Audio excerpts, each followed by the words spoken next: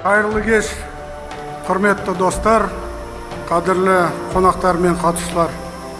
Бүгін елорда төрінде ФИДЕ-нің 100 жылдығына арналған алау эстафетасы, командалық рапид және блиц бойынша әлем чемпионаты салтанатты ашылу рәсіміне қатысуына өте қуаныштымын. Бүгіннен бастап елордамыз қайтадан шахматтан әлемдік орталыққа айналды.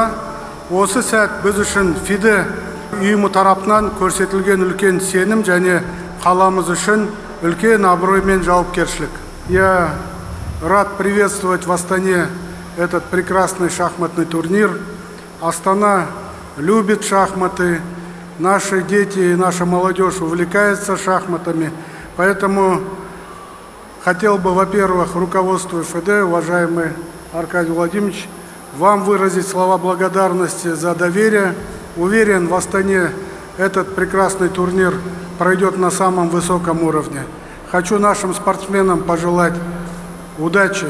Уверен, что будут прекрасные, очень интересные матчи. Спортшыларымызға сәттілік тілейік. Көп рахмет сіздерге.